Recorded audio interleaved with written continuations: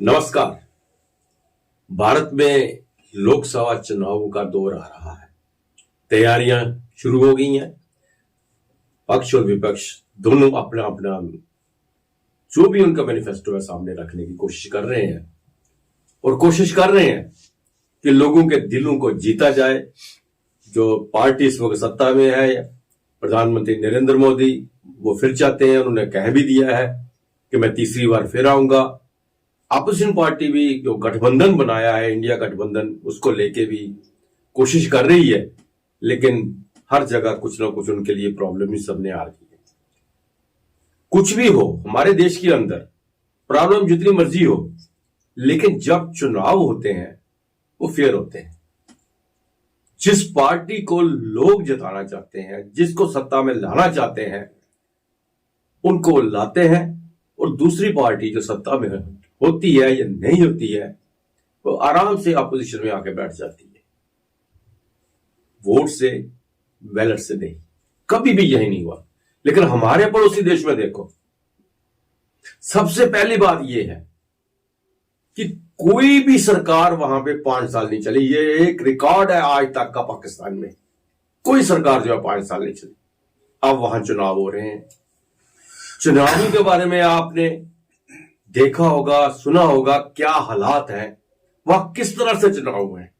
जो पार्टी जीत रही है उसे हराने की कोशिश की जा रही है, जो हारी है उसे सत्ता में लाने की कोशिश की जा रही है।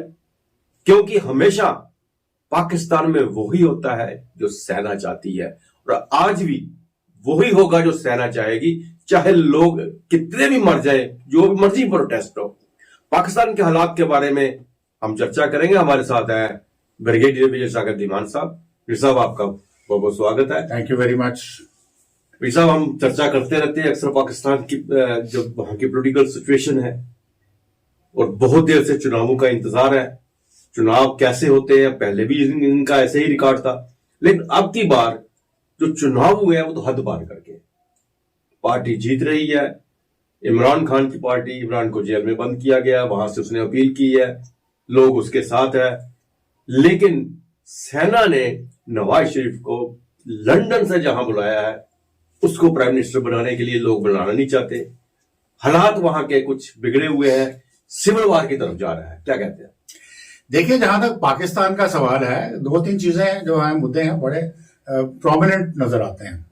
सबसे पहले आपको उनकी जो इकोनॉमिकल बदहाली है उसके बारे में आप जानते हैं। दूसरा, उनका जो चैलेंज चल रहा है टेररिज्म का, जैसे कि ISK वाले हैं, इस्लामिक स्टेट वाले, या तहरीक तालिबान पाकिस्तान, तो वो भी उनका बड़ा इफेक्ट है। अब इस एनवायरनमेंट में उनको कराने हैं चुनाव, और चुनाव करवाने हैं, वो प्रेशर जो है आर्मी के ऊपर है। और जैसा आपने बोला कि कभी भी पाकिस्तान में किसी भी प्राइम मिनिस्टर ने अपनी टर्म पूरी नहीं की है। इसका मतलब जो प्राइम मिनिस्टर आता है वो सेना की मर्जी से ही आता है, और जब उसको हटाया जाता है वो भी सेना की मर्जी से ही हटाया जाता है। और इसका अगर आप कोई खुलासा करेंगे तो काफी कुछ निकल के आएगा, किसी और दिन इसकी बात करेंगे। परंतु अभी का जो है ये एक किस्म की, वो बता रहे हैं कि फेयर इलेक्शंस हैं। कुछ इंटरनेशनल ऑब्जर्वर्स भी बुलाए हुए हैं जो शायद उनके, मैं बोलूंगा, उनके भाड़े के होंगे। भाई आपको बोलना है कि फेयर इलेक्शंस है, बट ग्राउंड पे हमें क्या नजर आ रहा है? प्रधानमंत्री नवाज शरीफ को देश निकाला दिया गया है, उसके ऊपर बहुत गंभीर आरोप हैं, and he is under sentence. और वो हेल्थ के रीजंस के कारण इलाज कराने के लिए परमिशन मांग के वो पैरोल पे जाते हैं इंग्लैंड, और वहां से फिर वापस नहीं आते हैं। अब उनको पहले बुलाया जाता है, उनके ब्रदर को प्राइम मिनिस्टर बनाया जाता है। वो सिस्टमेटिक तरीके से आसिम मुनीर से बात करते हैं, चीफ ऑफ आर्मी स्टाफ के साथ। वो सारे के सारे जो इल्जाम उनके ऊपर हैं वो कोर्ट में जाकर के उनको हटाया जाता है और उनको वापस लाया जाता है। अब इमरान खान साहब जो सोच बैठे थे कि वो बड़े पॉपुलर हैं, वो अपनी मर्जी से बने हैं, तो उन्होंने आर्मी से, अगर मैं लफ्ज यूज करूं, पंगा लेना शुरू कर दिया। तो जो आर्मी को कभी पसंद नहीं आना था। हालांकि बाजवा साहब जो पहले वाले आर्मी चीफ थे, उन्होंने कोई ठोस कदम तो नहीं उठाया, बट वो अपने दूसरे सक्सेसर को, जो जिनको चुना, उनको लगा के भाई इसको हटाना है। एंड श्योर इनफ अगर आप देखें तो इमरान खान भूल गए थे कि वह सत्ता में आर्मी की मदद से ही आया है। बिल्कुल। और उसके बाद जो इमरान खान के वो चार्जेस लगे हैं, उनको आप कंपेयर करिए जो चार्जेस नवाज शरीफ के ऊपर थे। इमरान खान के चार्जेस बड़े फ्रिवलेस हैं, और उसके जो चार्जेस हैं वो बड़े गंभीर थे, तो गंभीर चार्जेस को हटाया गया और फ्रिवोलस चार्जेस को लेके उसको जेल में डाल दिया। और आपको पता है वो उसको किस तरीके से जेल में अरेस्ट किया, वो सब आपने देखा ही नहीं, कि वो तो बेइज्जती कर दी। और ऊपर से जाकर के उनका जो चुनाव निशान था पीटीआई का, पहले उनके लीडर्स को भी अरेस्ट किया, कुरैशी साहब जो उनके नंबर 2 माने जाते हैं वो भी अंदर हैं, लीडर्स को भी अरेस्ट किया और उनका चुनाव निशान ही मिटा दिया। बिल्कुल। एज ए रिजल्ट हालत ये आ गई कि इमरान खान साहब की पॉपुलैरिटी बाय डिफॉल्ट बढ़ने लगी। नॉट दैट कि उन्होंने कोई ऐसा काम किया है लोगों के लिए जिससे वो बड़े पॉपुलर हैं, क्रिकेट खेलने के अलावा और कुछ नहीं किया उन्होंने, तो उसमें पॉपुलैरिटी बढ़नी शुरू होगी उनकी। और अब हालत ये आ गई कि जब इमरान खान साहब की जो पीटीआई पार्टी है, चूंकि इलेक्शन सिंबल ही नहीं है, तो वो क्या कर रहे हैं कि अभी वो इंडिपेंडेंट लड़ रहे हैं। जी जी। अब ये चुनौती बनती है आर्मी के लिए कि कैसे जिताया जाए नवाज शरीफ को। बिलावल भुट्टो भी काफी स्ट्रांग है, बट वो फिर भी नंबर 2 है उनकी पार्टी, और बाकी ऐसे 108 पार्टियां अलग अलग सिंबल्स के नीचे लड़ रही हैं, वो बात अलग है, बट मेन प्लेयर्स यही हैं। अब मेन प्लेयर्स ये होने के बाद अगर आपने देखा जब इलेक्शन होती है, सबसे पहले जगह जगह बम ब्लास्ट, जगह जगह धरने वगैरह, पूरी अराजकता फैली हुई है। फिर मजेदार बात ये होती है कि इलेक्शन के एक दिन पहले एक और सर्वे होता है और उसमें वो बात करते हैं, लोगों से पूछते हैं कि आपको लगता है कि चुनाव फ्री एंड फेयर होंगे। अब सर्वे के वो रिजल्ट खुद निकाल के देते हैं कि भाई जनता ने बोला है कि ये चुनाव जो है फ्री एंड फेयर होंगे। 80% जनता ने, जो पहले वो फिगर ही एक क्वेश्चन मार्क में आती है। उसके बाद जब इलेक्शन शुरू होती है तो ठीक है, पंजाब में होती है, सिंध में भी होती है, वहां भी बूथ कैप्चरिंग लड़ाइयां यानी, बट बलोचिस्तान और खैबर पख्तूनख्वा में बता रहे हैं कि बिल्कुल ही पूरे के पूरे बूथ ही कैप्चर कर लिए मिलिटेंट्स ने। और ऐसी ऐसी जगहें वहां की हैं कि जब पाकिस्तानी की मिलिट्री वहां जाती है तो जो वोट पड़े हुए हैं उनको कैप्चर करके बाहर आके आग लगा देते हैं और उसकी जगह वे वोटों की थप्पी रखते हैं जिसके ऑलरेडी स्टैंपिंग लगी हुई है। और ये मैं नहीं बोल रहा, ये पाकिस्तान मीडिया वीडियो दिखा रहा है। बिल्कुल बिल्कुल। तो इस किस्म की जब वो बात बनती है, अब जब नतीजे आने शुरू होते हैं, तो पहले दिन मुझे याद है उसने बोला 81 सीट्स ऐसी थी जहां पे इंडिपेंडेंट्स लीड कर रहे थे। अब 81 लीड करते करते ऑल ऑफ अ सडन दोपहर के बाद सारी लीड्स गायब हो गई। तो वहां पे यही हुआ कि जो वोट पड़े हुए थे उनको छीन लिया गया और आग लगा दी और उसके साथ दूसरे वोट डाल दिए। अब इसमें और बड़ी इंटरेस्टिंग बात यह है कि America, UK, Al Jazeera, BBC, Washington Post, New York Times, ये तो जरा जरा इस बात पे हिंदुस्तान में भी आग लगाते हैं कि आपका डेमोक्रेसी फेयर नहीं है। बांग्लादेश में जो हुआ अगर आपको पता ही है, उन्होंने बांग्लादेश को खूब लताड़ा, सैंक्शंस तक लगा दी क्योंकि वहां पे ऑपोजिशन ने बायकॉट कर दिया था। अब पाकिस्तान के बारे में एक शब्द नहीं निकल रहा, कोई एक कमेंट नहीं आ रहा, कोई कुछ नहीं आ रहा। इसका मतलब ये सारी मिली भगत है कि वो जैसे इमरान खान साहब बोलते हैं कि भाई अमेरिका मुझे हटाना चाहता था आर्मी के साथ मिलकर, शायद अब फिर अमेरिका ने बोला हो, क्योंकि पाकिस्तान की जो ज्योग्राफिकल लोकेशन है ना, अमेरिका चाहे अफगानिस्तान से निकल गया हो, चाहे वो पाकिस्तान को उसने छोड़ के इंडिया के साथ कर लिया हो, बट पाकिस्तान की जो एक प्राइम पोजीशन है वो हमेशा रहेगी, चाहे वो कम परसेंटेज में रहे, तो इसलिए वो उनको छोड़ना नहीं चाहते।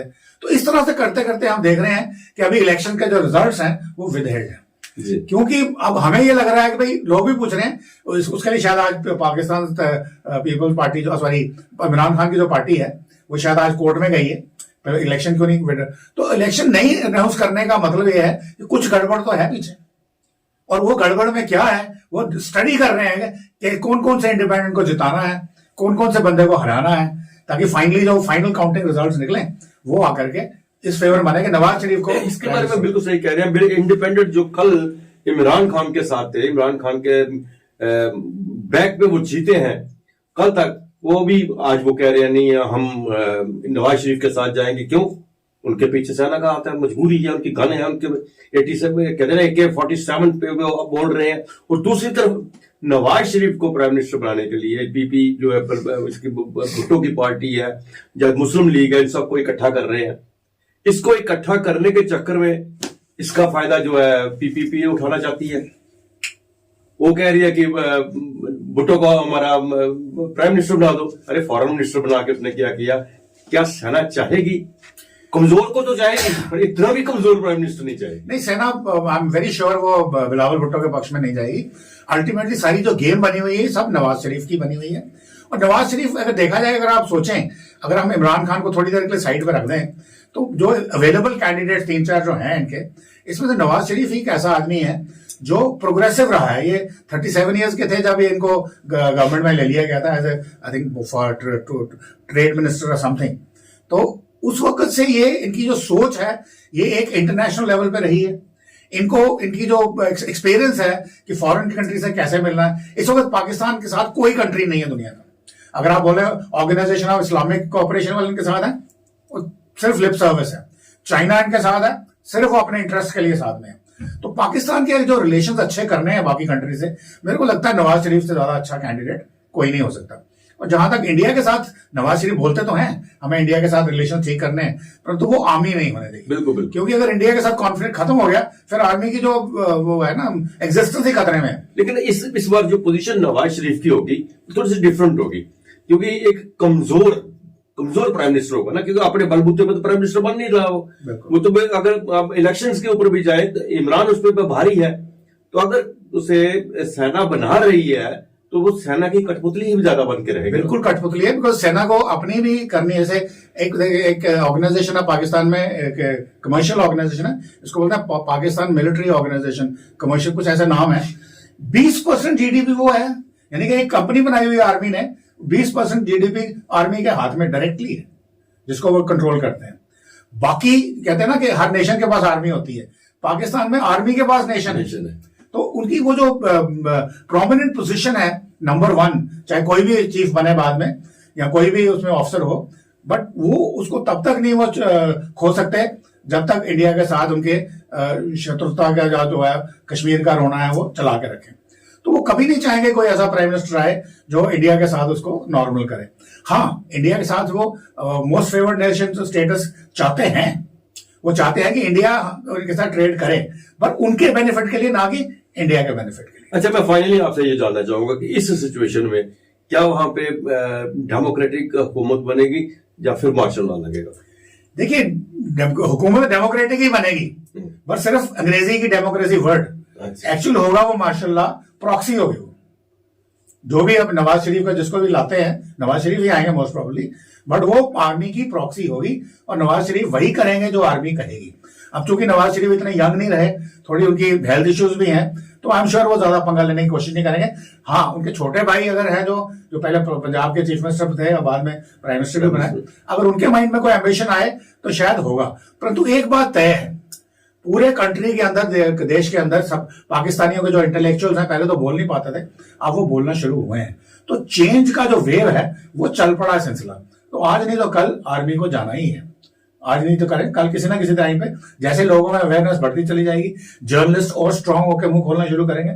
और जो जनता है, जैसे उन्होंने पहली बार आर्मी के कोर कमांडर के घर के ऊपर हमला किया, आर्मी हेडक्वार्टर के ऊपर हमला किया, ये कभी सुना नहीं था हमने। आर्मी के मिलिट्री हॉस्पिटल के ऊपर हमला किया, ये कभी अनहर्ड ऑफ कि पाकिस्तान की जनता आर्मी का अगेंस्ट करे।